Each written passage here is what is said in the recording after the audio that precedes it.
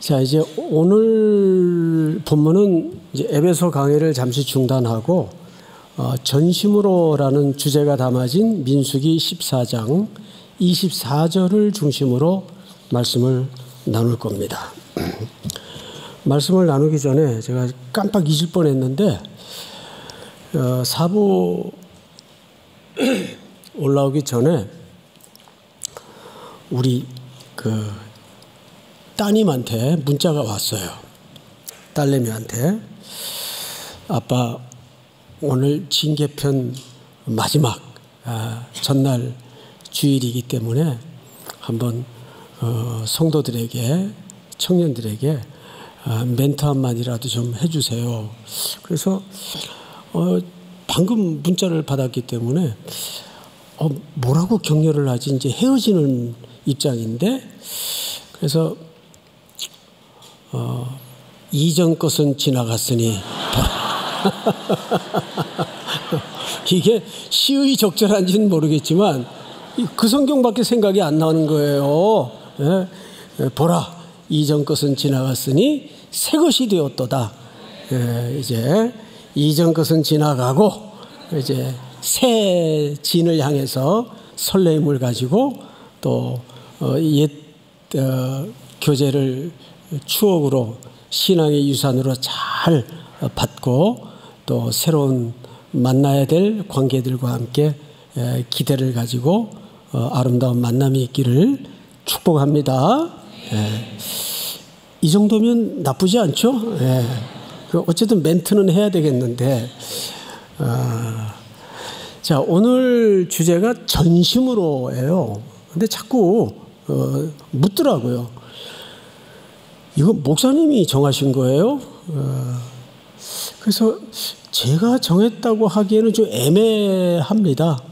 왜냐하면 두 달 전부터 이번 한 해를 마무리하는 특세는 제게도 좀 다른 감회가 있는데 주제를 어떻게 할까 기도를 하는 가운데 하나님이 이런 마음을 부어주셨습니다. 어느 시대보다도 어느 시기보다도 교회적으로도 그렇고 시대적으로도 그렇고 뭔가 좀 본질에 집중하는 신앙의 태도가 절실한 시기인데 그런 관점을 가지고 쭉 창세기부터 성경을 읽어나가다가 민수기 이 대목에 이르러서 이 갈렙의 신앙의 태도에 대해서 온전히 하나님을 쫓았다. 그것도 일생을 통해서 흔들리지 않고 여기 딱 걸렸어요. 그래서 이 온전이라는 말을 찾아보니까 히브리 말로 말레라는 단어를 쓰는데 이 단어가 우리가 생각하는 그런 온전이라는 개념과는 조금 차이가 있더라고요.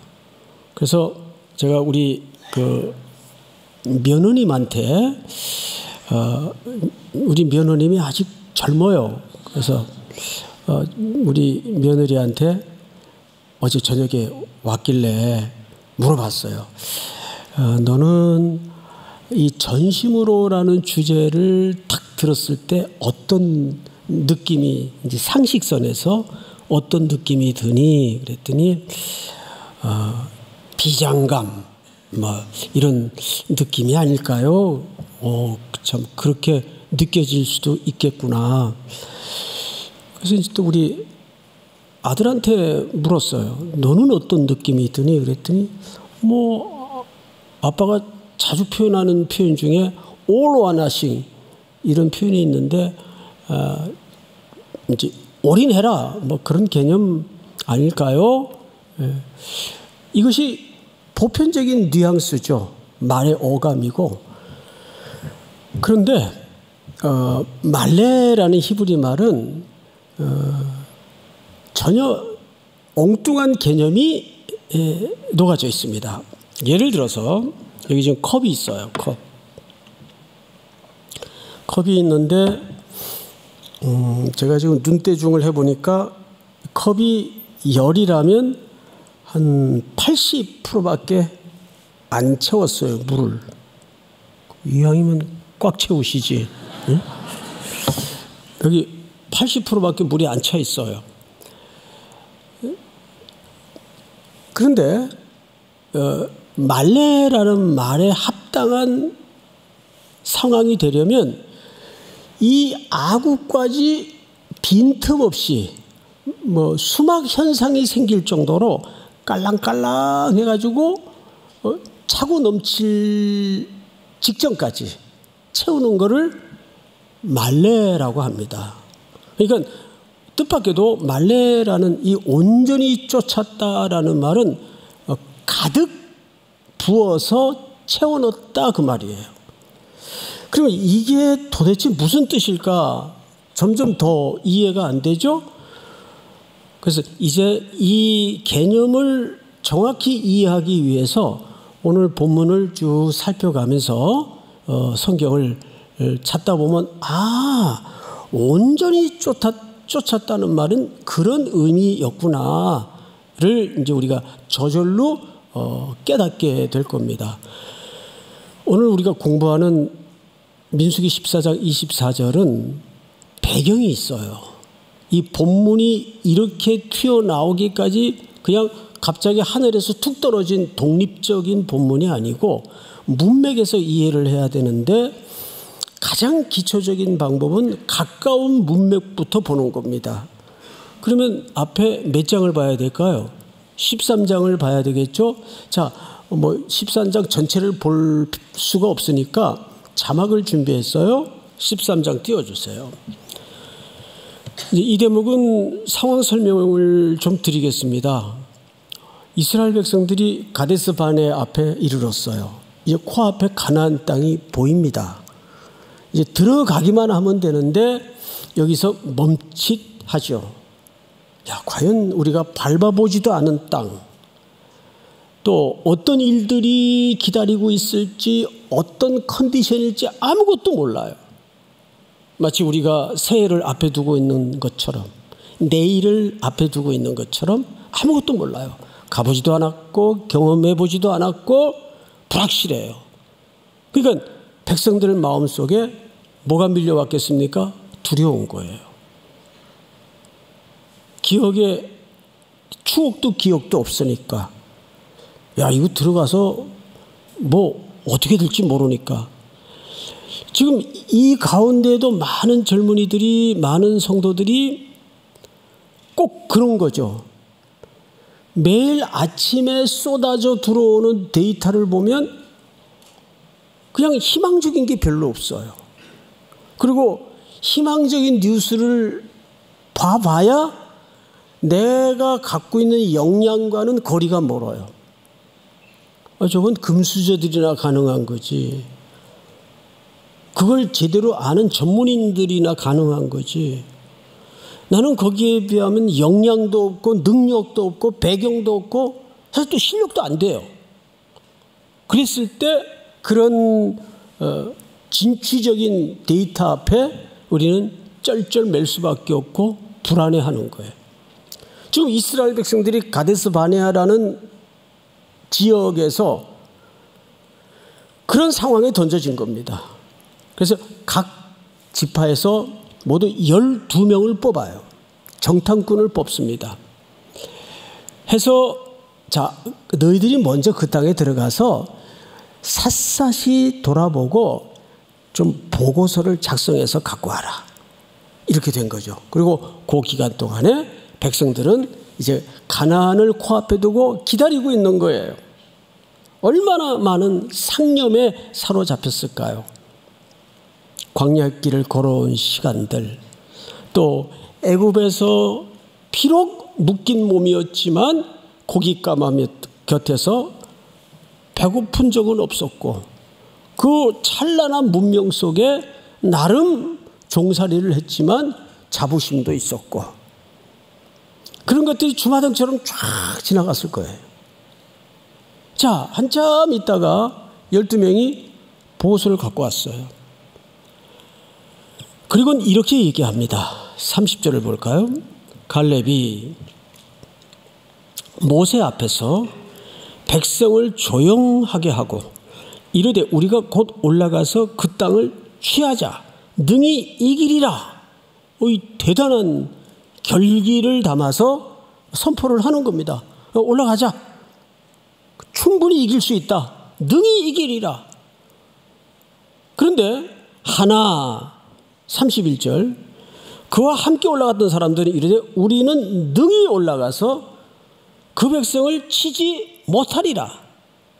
그들은 우리보다 강하니라. 누구보다? 우리보다. 우리라는 나와 상황과 비교를 한 겁니다. 자, 그런데 여러분, 여호수아와 갈렙이 본 컨디션과 10명이 본 컨디션은 다른 컨디션일까요? 똑같은 컨디션이에요. 그런데 보는 관점이 달랐어요. 이걸 보통 우리가 시선 차이라고 합니다. 시선이 달랐어요.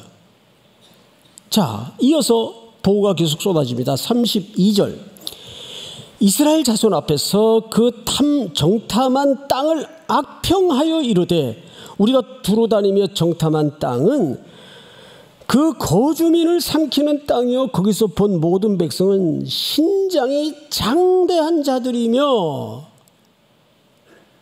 자, 다음 절 한번 여러분들이 읽어보실까요?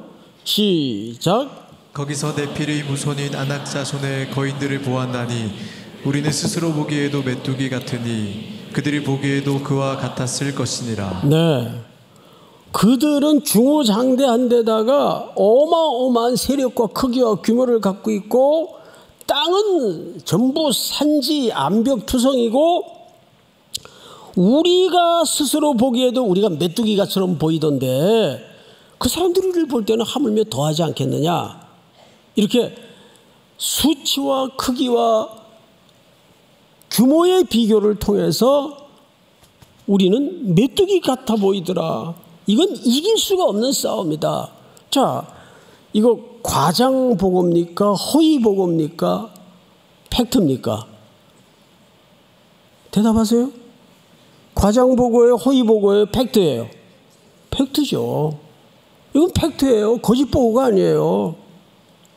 그러면 우리가 여기서 정확하게 그건 2명은 능히 이긴다 그랬고 10명은 다수입니다.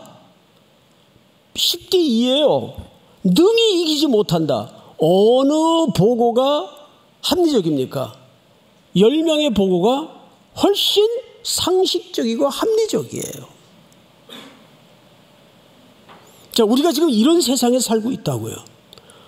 아침에 눈만 뜨면 스마트폰에서 쏟아내는 그런 불길한 소식과 뉴스와 데이터와 정보를 통해서 우리의 마음을 꽉 속박하고 눌러요.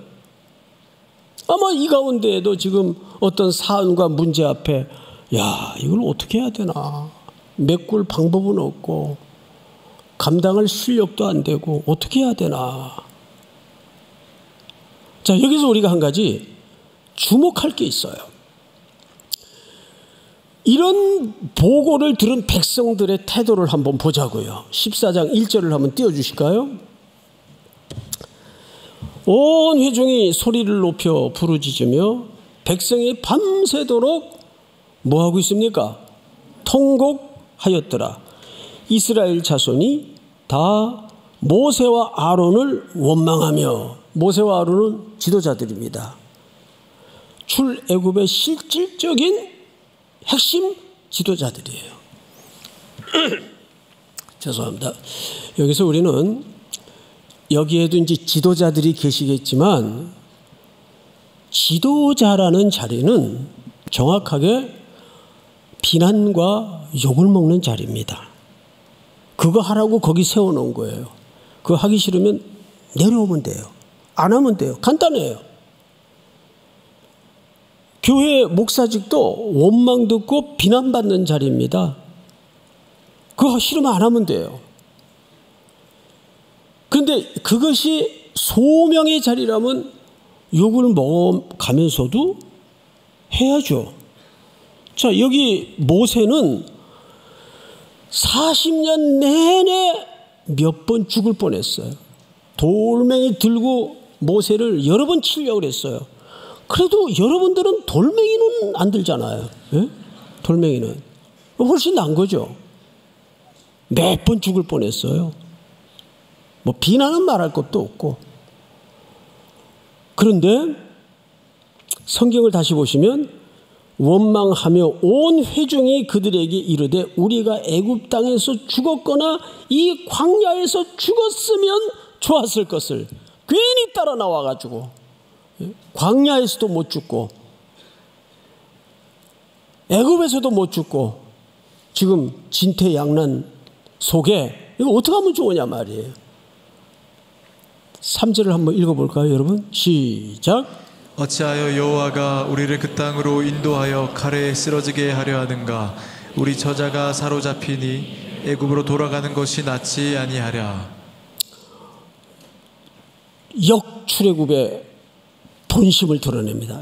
차라리 이럴 바에는 그냥 우리 돌아가자. 돌아가는 게 낫지 않냐? 지금도 옛날이 좋았다. 옛날로 돌아가자. 그런 사람들이 있어요? 자, 성경을 이에 서로 말하되 우리가 한 지휘관을 세우고 애굽으로 돌아가자. 이제 민주주의에 의해서 여론에 의해서 대세의 흐름을 따라 돌아가자고 드디어 아우성을 칩니다. 자, 이 결과 28절 한번 띄워주실까요? 그들에게 이르기를 여호와의 말씀에 내 삶을 두고 맹세하노라. 너희 말이 내 귀에 들린 대로 내가 너희에게 행하리니. 내 귀에 들린 대로 그대로 하겠다. 얘들 돌아가자 그랬지. 차라리 광야에서 죽었으면 좋았을 뻔했다 그랬지. 내 귀에 들린 대로 해줄게. 그래서 그들은 다 광야에 쓰러집니다. 광야에 가나안 땅을 못 밟아요. 자, 이런 거 보면 여러분 언어라는 것은 그 사람의 사고와 철학과 가치를 담는 겁니다. 언어라는 그릇은. 그렇다면 성도들이 말을 조심해야 될까요? 함부로 해도 될까요? 아, 이거 뭐 말인데 뭐. 내가 진짜 때린 건 아니잖아. 말이 그렇다는 얘기지. 이런 얘기 하죠. 자, 말 함부로 하면 될까요? 누가 듣고 있어요, 그 말을? 하나님이 내 귀에 들린 대로 하겠다. 얼마나 소름 돋는 표현입니까? 자, 그러면 여기서 한 가지. 도대체 갈렙이라는 사람은 어떤 사람이길래 그런 관점으로 말도 안 되는 이 상황에서 올라가자 할 수 있었을까? 제가 이 본문을 준비하다가 퍼뜩 떠오른 인물이 하나 있었어요. 우리 사무엘상 17장을 좀 띄워주실까요? 다윗 이야기입니다. 지금 엘라 골짜기에 블레셋 자이언트족이 골리앗과 함께 진을 치고 있고 지금 그 앞에 사울의 군대는 이스라엘 백성들이죠. 사시나무 떨듯 벌벌 떨고 있어요. 숫자로나 장비로나 크기로나 이거는 지금 이스라엘 백성들의 상태와 똑같아요. 가데스 바네 앞에 지금 떨고 있는 이스라엘 백성들하고 똑같아요. 이때 형들에게 먹을 것을 주기 위해서 심부름 왔던 이새의 집의 막내 아들, 형들은 다 이 전쟁터에 지금 와 있습니다.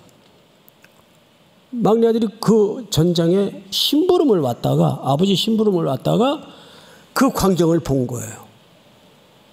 아니, 이게 무슨 꼴이냐. 그때 막내는 주로 하는 일이 들판에서 총총 찬잇을 내리는 밤을 새워가며 별을 해던 목동입니다. 그리고 목동 틈에 밤을 새면서 사자가 덤벼들고 곰이 덤벼들면 늘 손때가 묻은 그 물맷돌 주머니에서 돌을 넣어가지고 그걸 빙빙 돌린 다음에 슉 던져서 곰을 물리치고 사자를 물리친 하나님께로부터 은혜를 누린 이 벌판의 기억이 있어요. 하나님의 은혜를 경험한 추억과 기억이 있어요. 근데 그 소년이 이 전쟁터의 상황을 보고 이 전쟁의 원리를 이렇게 선포합니다. 다윗이 블레셋 사람에게 이르되 너는 칼과 창과 단창으로 내게 나오거니와 나는 만군의 여호와의 이름 곧 네가 모욕하는 이스라엘 군대의 하나님의 이름으로 네게 나가노라. 누구의 이름으로 나간다고요? 여러분 생각을 해요. 이게 지금 논리가 맞아요? 저쪽은 칼과 창과 칼로 단창으로 나오고 있는데 나는 여호와의 이름으로 나간다. 이게 앞뒤가 되는 얘기예요. 나는 그럼 더 긴 창, 더 많은 개수를 가지고 나가지 뭐 이러면 말이 돼요. 힘과 힘으로 비교를 해서 우위를 선점하는 개념으로 나가면 이길 확률이 높아요. 이게 세상의 방식이란 말이에요. 그런데 온 전쟁터에서 생뚱맞게 현실감도 없이 여호와의 이름으로, 여러분 만약에 회사에 가가지고 부장님 저는 이걸 여호와의 이름으로 반드시 해내겠습니다. 그러면 얘가 미쳤나? 아마 그럴 거예요. 에? 다음 절을 한번 읽어볼까요? 오늘 여호와께서 너를 내 손에 넘기시리니 내가 너를 쳐서 네 목을 베고 블레셋 군대의 시체를 오늘 공중의 새와 땅의 들짐승에게 주어 온 땅으로 이스라엘에게 하나님이 계신 줄을 알게 하겠고. 47절 다 같이 읽습니다. 시작. 또 여호와의 구원하심이 칼과 창에 있지 아니함을 이 무리에게 알게 하리라. 전쟁은 여호와께 속한 것인즉 그가 너희를 우리 손에 넘기시리라. 자, 여기 잘 보세요. 다윗이 한 고백입니다. 여호와의 구원하심은 칼과 창에 있지 않습니다. 세상의 무력의 힘에 승패가 결정되지 않습니다. 이 무리에게 알게 하리라. 전쟁은 누구에게 속한 것인지. 이게 다른 시선이에요. 아, 이 전쟁은 힘과 힘의 대립으로 승패가 누가 우위를 선점하느냐, 누가 많이 확보하느냐 싸움으로 승패가 나는 전쟁이 아니구나. 이 전쟁은 하나님께 속해 있는 전쟁이구나. 그래서 여호와의 이름으로입니다.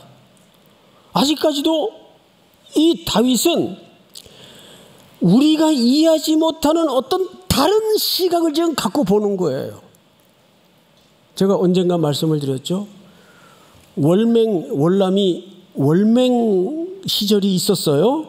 그리고 미국과 세계 연합군이 그 유명한 베트남 전쟁을 치루었습니다. 그때 그 회고록을 참회로 겸 쓴 맥나마라 장관이 쓴 책에 보면 미국의 패인을 두 가지로 소개를 해요. 일단 그 전쟁에 참전했던 미국의 청년들이 그 이역말린 밀림 정글까지 들어가서 우리가 왜 피 흘리며 이 대가를 지불해야 되는지 전쟁의 이유를 몰랐고, 전쟁의 이유를 몰랐어요. 첫 번째가 이런 전쟁이 되겠습니까? 두 번째는 적은 그들 표현대로라면 인민의 마음을 빼앗는 전쟁을 했는데 연합군과 미군은 그 정글로 가득 찬 베트남 지형을 땅 뺏는 싸움을 했어요. 그러니까 전선이 달랐던 거죠. 저쪽은 땅 뺏는 싸움으로 들어오질 않고 인민의 마음을 빼앗는 싸움으로 달려들었고, 이쪽은 그 어디가 함정이 있는지 죽창이 있는지 분간도 안 되는 정글, 땅을 빼앗는 싸움을 했으니 이길 수가 없죠. 그러니까 이해하는 전선이 달랐던 거예요. 제가 에베소 십자가로 승리하라는 강의를 하면서 여러분들에게 강조했던 게 뭡니까? 이 세상의 전쟁은 공중 권세 잡은 악한 영과의 싸움이라고 그랬어요. 기억나시죠? 우리의 싸움이 아니에요. 여기 정확하게 다윗이 이 전쟁을 뭘로 봤습니까? 여호와께 속한 전쟁이다. 그래서 여호와의 이름으로 가는 거예요. 그리고 보세요. 48절. 여러분 다 같이 시작. 블레셋 사람이 일어나 다윗에게로 마주 가까이 올 때에 다윗이 블레셋 사람을 향하여 빨리 달리며. 여기 보세요. 블레셋 사람이 덤벼들자 다윗이 잠깐 움츠리고 뒤로 뺀 게 아니라 마주하여 달려갔어요. 빨리 달리며 손을 주머니에 넣어 돌을 가지고 물매로 던져 블레셋 사람의 이마를 치매 돌이 그의 이마에 박히니 땅에 엎드러지니라. 이 무슨 얘기입니까? 사울과 이스라엘의 군대는 그 크기에 정신이 혼비백산에서 압도되어서 정신이 하나도 없었어요. 벌벌 떠느라고. 그런데 다윗은 얼마나 맞히기 좋아요. 응? 돌려가지고 던지니까 이마에 정통으로 맞아서 죽었다. 여러분, 이것이 시선의 차이예요. 더 앞고는 마지막 절에 있어요. 같이 한번 읽어볼까요? 시작. 다윗이 이같이 물매와 돌로 블레셋 사람을 이기고 그를 쳐 죽였으나 자기 손에는 칼이 없었더라. 자, 총칼과 단창으로 이긴 싸움입니까? 하나님의 이름으로 이긴 싸움입니까? 하나님의 이름으로 이긴 싸움이에요. 왜? 이 전쟁을 하나님께 속한 전쟁으로 이해를 했기 때문에. 뭐가 달랐다고요? 시선이 달랐어요. 그것을 오늘 본문에서 이렇게 얘기합니다. 민수기 14장 24절을 다시 보세요. 그러나 내 종 갈렙은 그 마음이 그들과 어떻게 달라서. 여기 영어 성경에도 보면 different spirit, 다른 영이라고 그랬어요. 자, 그러면 이 결론입니다. 도대체 온전히 쫓았다는 건 뭐냐 하면 이 그릇이 우리 인생의 삶이라면 그릇에 항상 인간은 진공 상태는 없어요. 여기에 세상의 데이터와 합리와 세상의 수치와 규모와 크기가 가득 메워지든지 아니면 하나님의 약속과 하나님의 말씀으로 가득 메워지든지. 그러니까 온전히 쫓는다는 말은 다른 말이 아니고 그가 하나님의 약속과 하나님의 말씀이 꽉 바늘 구멍 하나 들어갈 수 없을 정도로 채워져서 삶을 살아가면서 툭툭 걸려드는 부닥치는 현실적인 문제 앞에 뭐가 튀어나가느냐, 그 싸움이에요. 세상 것이 가득 차면 뭐가 튀어나가겠어요? 쟤는 이 100이네. 나는 이게 60%밖에 안 되는데. 안에 있는 게 세상의 분석들이니까, 세상의 가치들이니까 그런 반응이 튀어나올 수밖에 없어요. 그런데 여기 하나님의 약속과 하나님의 말씀으로 가득이 채워지면 누가 어떤 문제로 괴롭히고 떨게 만들고 툭 건드릴 때마다 뭐가 튀어나올 수밖에 없어요. 예수 이름으로 명하노니 떠날지어다. 두려워하지 말라. 이런 말씀이 계속 튀어나오는 겁니다. 그러니까 전심으로라는 말은 내가 얼마나 분투를 하느냐, 얼마나 최선을 다하느냐, 얼마나 열심을 내느냐보다 더 큰 얘기예요. 이 안에 내 비어진 영혼 안에 나는 죽고, 그래서 말레라는 온전히 쫓는다는 말 속에는 제물을 드린다라는 개념이 있어요. 내가 죽는다 그 말이에요. 나는 죽고 누구로 채워지는 겁니까? 내 안에 그리스도께서 완전하게 살게 하시는 순종입니다. 믿습니까?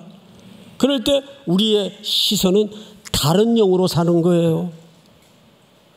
그러니까 다윗의 표현을 보면 이 전쟁은 여호와께 속한 것인즉, 여러분들이 지금 어떤 문제로 고민하고 있고 벌벌 떨고 있고 전전긍긍하고 야 이거 어떻게 해야 되나, 당장 월요일 날이 밝으면 부닥칠 문제인데, 그럴지라도 세상의 논리로 다윗의 손에는 칼이 없었더라. 세상의 방식 가지고 이기는 싸움이 아니라 그 말이. 그것을 교회 성도들이, 교회가 이 세상 앞에 드러내야 돼요. 믿습니까? 네. 다 일어나십시다. 두려워 말라. 아무것도 두려워 말라.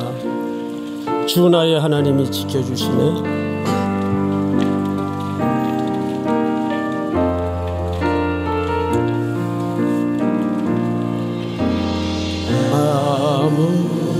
아무것도 두려워 말라. 주 나의 하나님이 지켜주시네. 놀라지 마라. 겁내지 마라. 겁내지 마라. 주님 나를 지켜주시네. 아무것도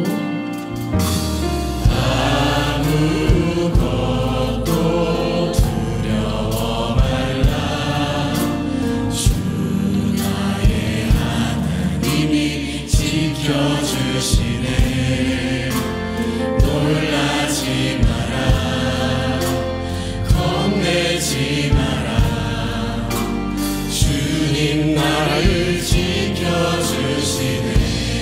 내 맘이 힘에 겨워 내 맘이 힘에 겨워 지칠지라도 주님 나를 지켜주시네.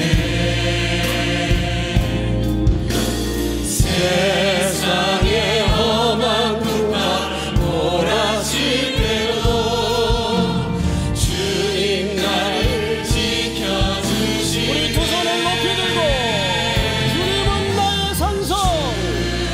주님은 나의 산성.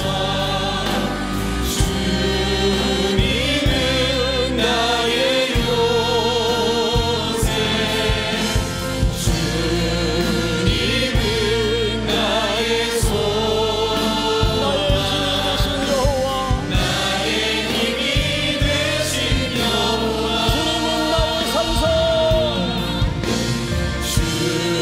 주님은 나의 산성. 주님은 요새이십니다. 주님은 소망이십니다. 주님은 나의 힘이 되십니다.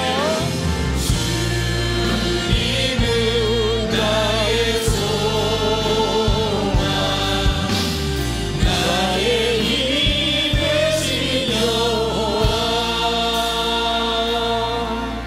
오 사랑하시는 하나님 아버지, 우리의 속에 있는 모든 세상의 가치들을 다 드러내고 예수로만 가득 채워지는 전심으로 주를 다시 한번 쫓기로 결심하는 우리의 젊은 날들이 되도록 함께하여 주시옵소서.